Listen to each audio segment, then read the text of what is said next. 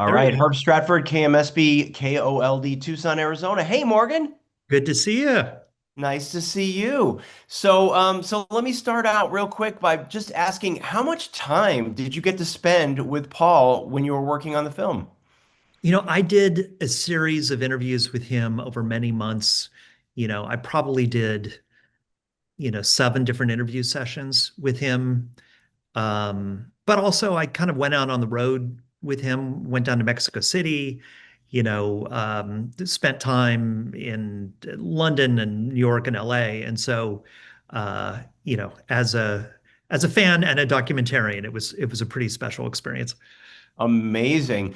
I was so struck by the depth and breadth of the McCartney archive, and that must have been such, I mean, on one hand, overwhelming, but also just really rewarding to have that much material to draw from. Maybe talk about that for a second.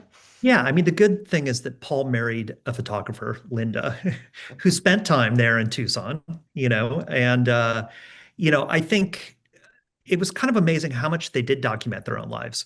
Though I have to say that's the best part of doing an archival film. I will not complain about there being too much archive. There's never too much archive. So, digging into that was actually great because we'd find these little nuggets of photo or a bit of footage that really click something together. So that was part of the fun of it. So obviously I'm in Tucson and I just have to ask, did I know we're not on screen, but did Tucson come up at all in your conversations or I mean, I'm sure it was in the archive. It was, but it wasn't really part of this decade, though, in Paul's life. Um, and because there was so much archive, I really didn't get into the archive kind of post 70s. So I'm sure there is stuff there, but I couldn't look at everything. But I think maybe there's another film to make about the next chapter.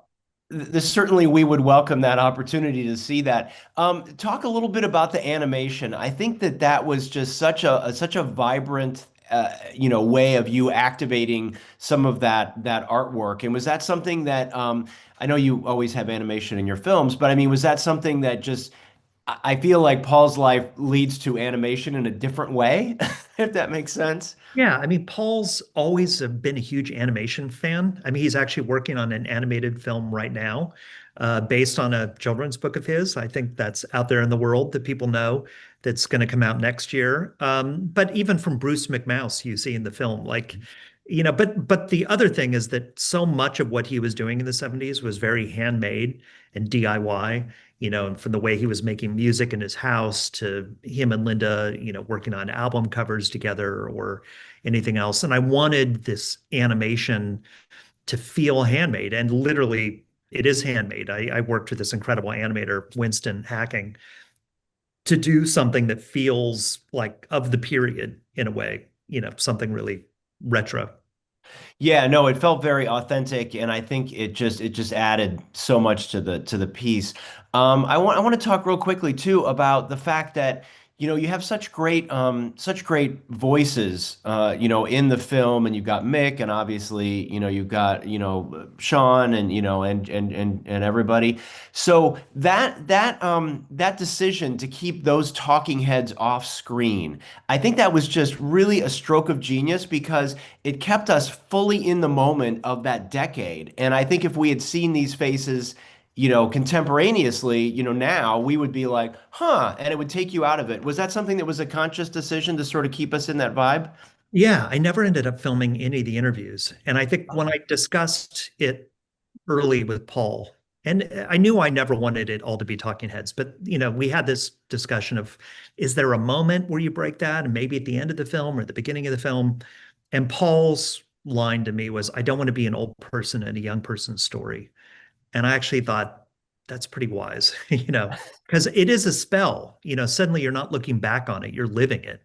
And I like what that is. You're never leaving that time period. And all of the interviews, old and new, all become kind of one soup of storytelling. Well, it's a brilliant piece. I've watched it twice now. I love it. And everybody walks out with such a smile on their face. Thank you so much for doing this. And I look forward to the next film and to seeing you again soon. Absolutely. Good talking to you. All right. Thanks, Morgan. Good to see you. Take it easy.